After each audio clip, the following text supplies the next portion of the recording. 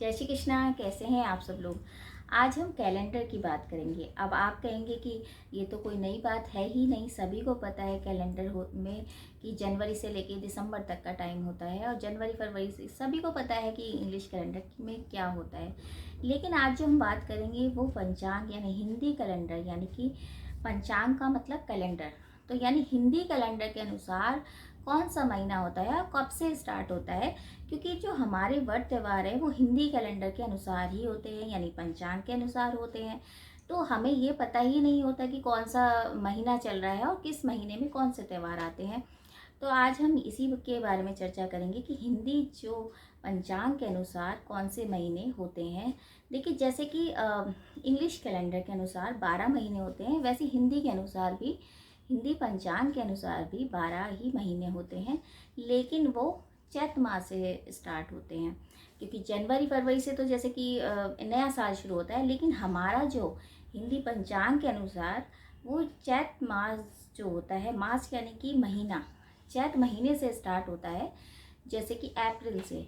तो उसी के बारे में बात करेंगे कि पहले मैं आपको बताऊंगी कि हिंदी के कौन से महीने होते हैं, कौन से 12 महीने होते हैं, उसके बारे में बताएंगे। उसके बाद ये बताएंगे कि कौन से महीने में इंग्लिश कैलेंडर के अनुसार कौन सा महीना होगा। फिर बात करेंगे पक्ष की, कृष्ण पक्ष और शुक्ल पक्ष के बारे में। फिर तिथियों के बारे में बताएंगे कि सब लोगों का कन्फ्यूज़न होता है। एक्चुअली मेरे पास एक रिक्वेस्ट भी आई थी कि इसके बारे में आप डिटेल में बताइए कि किस तरह से महीना और पक्ष होते हैं। तो चलिए स्टार्ट करते हैं। हिंदी महीने में कौन से मतलब महीने का नाम क्या होता है और कब से स्टार्ट होता है। तो हिंदी के 12 महीने कब से स्टार्ट होंगे। देखिए, हिंदी के 12 महीने चैत माह से स्टार्ट होते हैं। तो पहला जो महीना होता है हिंदी पंचांग के अनुसार वो होता है चैत माह। फिर आता है बैसाख, फिर ज्येष्ठ, फिर आषाढ़, फिर श्रावण जिसको सावन का महीना भी कहते हैं, भाद्रपद, आश्विन, कार्तिक, मार्गशीर्ष, पौष, माघ और फागुन। तो ये होते हैं 12 महीने। ठीक है। उसके बाद अगर हम इंग्लिश कैलेंडर के अनुसार देखें कि कब से स्टार्ट होगा, जैसे कि इसको डिफाइन करते हैं कि जैसे चैत माह है, तो चैत माह जब हमारा स्टार्ट होगा वो होता है मार्च से लेके अप्रैल तक का। उसके बाद आता है बैसाख, बैसाख होता है अप्रैल से लेके मई तक का। फिर आता है ज्येष्ठ, ज्येष्ठ होता है मई से लेके जून तक का। फिर आता है आषाढ़, आषाढ़ आता है जून से लेके जुलाई तक का टाइम को आषाढ़ कहते हैं। अब श्रावण यानी सावन का महीना, जुलाई से लेके अगस्त का महीने को हम सावन का महीना कहते हैं। फिर आता है भाद्रपद, भाद्रपद जो होता है वो अगस्त से लेके सितंबर तक का महीना होता है। आश्विन होता है सितंबर से अक्टूबर तक का महीना। कार्तिक होता है अक्टूबर से नवंबर तक का महीना। मार्गशीर्ष होता है नवंबर से दिसंबर तक का महीना। पौष होता है जिसे पूस माह भी कहते हैं, उसे दिसंबर से लेके जनवरी तक का महीना। माघ जो मास होता है वो होता है जनवरी से लेके फरवरी तक का महीना। फागुन होता है फरवरी से लेके मार्च तक का महीना। और फिर अप्रैल से फिर चैत माह, जैसे जनवरी फरवरी के बाद दिसंबर के बाद फिर जनवरी आता है, फिर फागुन मास के बाद फिर से चैत का महीना स्टार्ट हो जाता है। तो ये थे 12 महीने। अब 12 महीने जैसे होते हैं, इंग्लिश में इंग्लिश कैलेंडर के अनुसार भी 12 महीने होते हैं और हर महीने या तो 31 दिन का होता है या 30 दिन का। ऐसे ही इसमें भी 30 दिन का महीना होता है। जैसे चैत माह है तो वो भी 30 दिन का होगा, लेकिन उसमें दो तरह के पक्ष होते हैं, एक होता है कृष्ण पक्ष और एक होता है शुक्ल पक्ष। अब इसके बारे में समझेंगे कि कैसे। अब 15 दिन कृष्ण पक्ष, 15 दिन शुक्ल पक्ष, इन दोनों को जब जोड़ेंगे 15 + 15 तो 30 दिन, यानी 30 दिन का महीना इसमें भी होगा। यानी हिंदी कैलेंडर के अनुसार भी 30 दिन का महीना होता है। अब इसके बारे में, पक्ष के बारे में बाद में बात करेंगे। ठीक है। पूर्णिमा अमावस के बारे में बात करेंगे। पहले हम समझते हैं 15 दिन को हम किस तरह से तिथियों के अनुसार कैसे जाने कि तिथि कैसे बोलेंगे। देखिए, अगर पहली तिथि है तो हम कहेंगे प्रतिपदा, हिंदी कैलेंडर के अनुसार बता रही हूँ। इंग्लिश में तो बोल देंगे 1 तारीख है या 2 तारीख है ना। अभी जब हम हिंदी कैलेंडर के अनुसार देखेंगे तो पहले दिन को कहेंगे प्रतिपदा, दूसरे को कहेंगे द्वितीया, तीसरे को कहेंगे तृतीया, चौथे को कहेंगे चतुर्थी, है ना।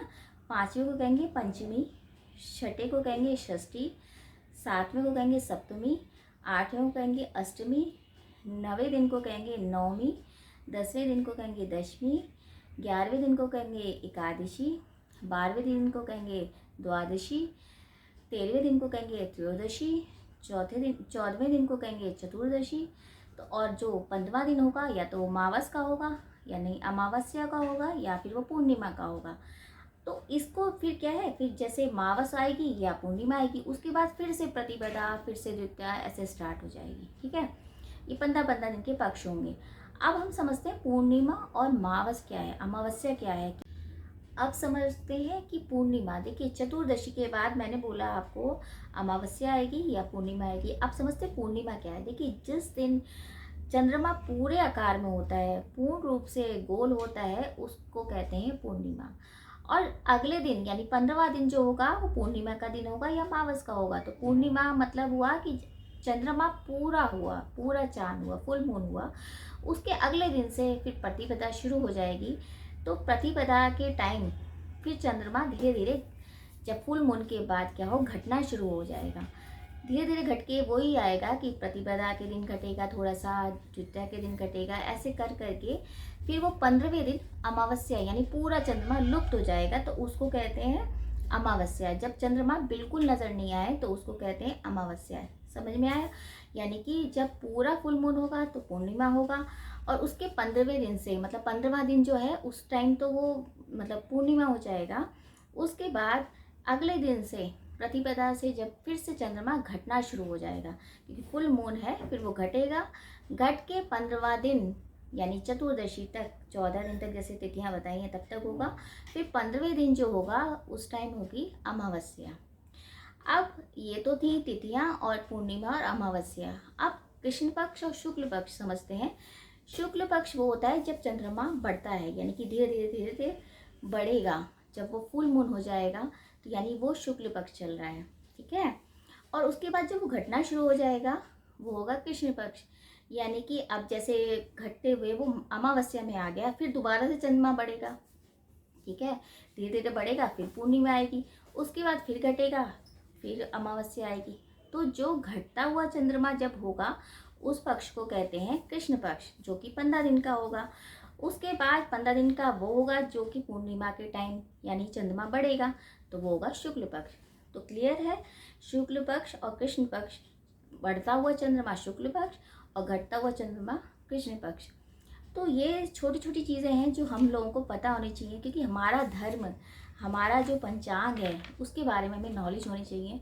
तो उम्मीद करती हूँ कि आप लोगों को समझ में आया होगा, और अगर नहीं भी आया तो आप कमेंट्स बॉक्स में मैसेज कर सकते हैं, क्योंकि मैंने कोशिश करी है आपको समझाने की किस तरह से पक्ष होते हैं या मावस, अमावस्या, तिथि और महीने क्या होते हैं। क्योंकि चंद्रमा की गति के आधार पर ही पंचांग बनाया जाता है, तो हम लोगों को ये पता होना चाहिए कि हमारे धर्म, हमारे पंचांग या हिंदी कैलेंडर में क्या क्या त्यौहार आते हैं, क्या क्या महीने होते हैं, कौन सी तिथियाँ क्या कहते हैं, पक्ष क्या होते हैं, और मतलब अमावस्या, पूर्णिमा क्या होती है। उम्मीद है ये छोटी सी जानकारी आपको अच्छी लगी होगी, और अच्छी लगे तो आप शेयर भी कीजिए।